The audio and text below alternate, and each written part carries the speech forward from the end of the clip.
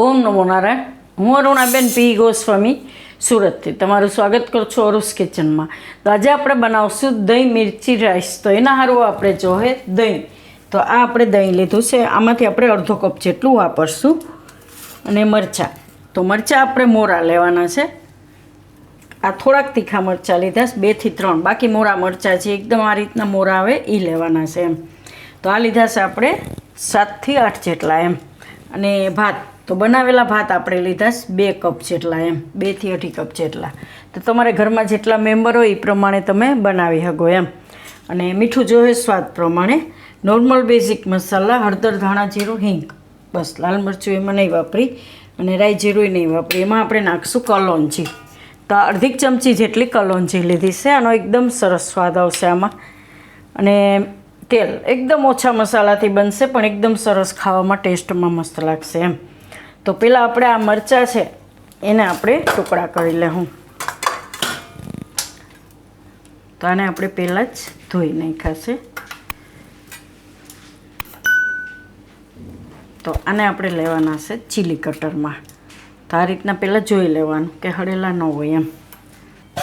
તો મરચાં આપણે બધા આ રીતે ટુકડા કરી લીધા છે. હવે આને આપણે આ રીતનું ચીલી કટર હોય એમાં કટ કરવાના છે.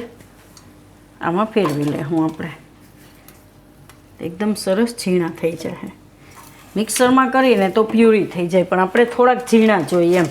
તો એને આ રીતે આપણે ચીલી કટરમાં કટ કરી લેવાના. તો મરચાં કટ કરીએ ત્યાં સુધીમાં આપણે તેલ ગરમ મૂકી દઈએ, એટલે તેલ ગરમ થઈ જાય એમ વઘાર માટેનું. આ કઢાઈ લીધી છે, એમાં આપણે નાખીશું તેલ. તો તેલ નાખીશું અડધા પોણા ચમચા જેટલું એમ. તેને ગરમ થવા દે. એ ગરમ થાય ત્યાં સુધીમાં આપણે મરચાં થઈ જાય એમ.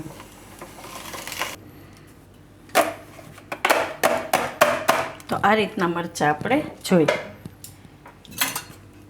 તો તેલ હવે આપણું ગરમ થઈ ગયું છે. એમાં નાખીશું કલોંજી, થોડીક હિંગ.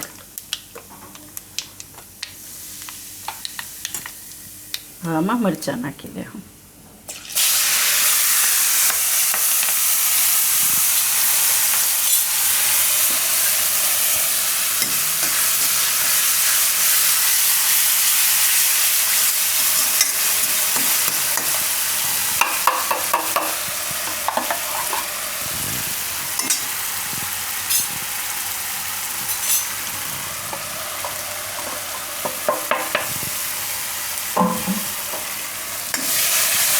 અને તેલમાં પાકવા દઉં થોડીક વાર. હળદર નાખી દઉં,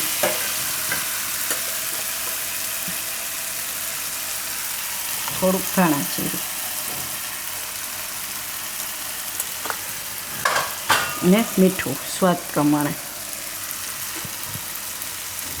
ભાતમાં આપણે મીઠું નાખ્યું હોય એટલે આમાં થોડું નાખવાનું એ મરચાંના ભાગનું જ. અને પાકવા દે હું થોડીક વાર. મરચાં એટલે મોરા જ લેવાના એમ, તીખા નહીં લેવાના. એકાદી મિનિટ જેવું પકાવી લે હું. ત્યાં સુધીમાં આ દહીં લઈ લે હું આમાંથી આપણે. તો દહીં આપણે પાણી કાઢી નાખવાનું છે. તો આ રીતનું કોઈ પણ એક ચમચો લઈ લેવાનો કાણાવાળો, એનાથી દહીં આ રીતે લઈ લેવાનું, એટલે વધારાનું પાણી એમાં નીકળી જાય એમ. અને તમારે બાંધીને રાખવું હોય તો થોડીક વાર બાંધીને રાખો, એટલે દહીંનું પાણી વધારે ના થાય એમ આમાં.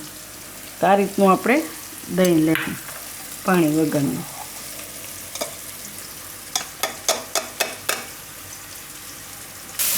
આને આપણે એકાદી મિનિટ પકાવી લીધું. હવે દહીં લઈ લઉં આપણે. તો અડધો કપ જેટલું આપણે દહીં આ લીધું. તો દહીં આમાં આપણે નાખી દઉં. અને દહીં આપણે આમાં મિક્સ કરી લેવું.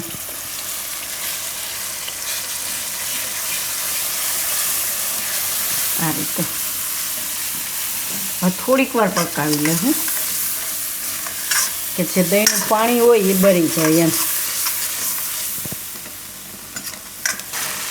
અને આપણે દહીં નાખ્યા પછી પાણી બધું બળી જાય ત્યાં સુધી એને આ રીતે હલાવતા રહેવાનું વચ્ચે વચ્ચે. અને પકાવવાનું એમ. તો તેલ આ રીતે છૂટું પડવા માંડે, પાણીનો ભાગ ન દેખાવા જોઈએ. તો આ રીતે તેલ છૂટું પડી જાય. ને દહીં આમાં એકદમ મરચાંમાં મિક્સ થઈ જાય તો ત્યાં સુધી પકાવવાનું એને 2 થી 3 મિનિટ જેવું લાગશે. તો આ રીતનું થઈ જાય એટલે એમાં આપણે હવે નાખી દેવાના છે ભાત બનાવેલા.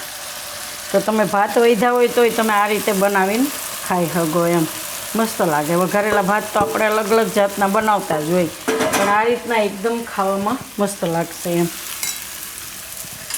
તો આને મિક્સ કરી લે હું હવે.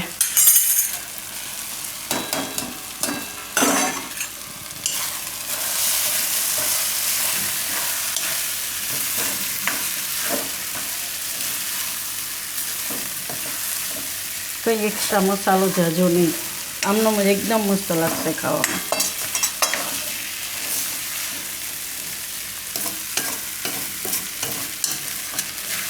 મીઠું ટેસ્ટ કરી લેવાનું તમારે. આપણે ભાતમાં મીઠું નાખ્યું હતું એટલે વધારે મીઠું જરૂર ન પડે. આપણે મરચાંના માપનું મીઠું પહેલાં જ નાખી દીધું એમ.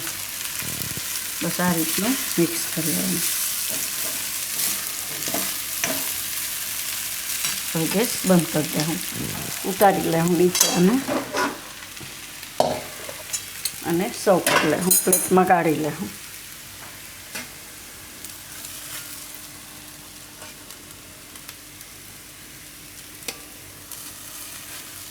બસ આ ભાત હોય ને ભેગો 1 ગ્લાસ છાશ હોય એટલે કાંઈ નહીં જોઈએ, મજા આવશે ખાવાનું.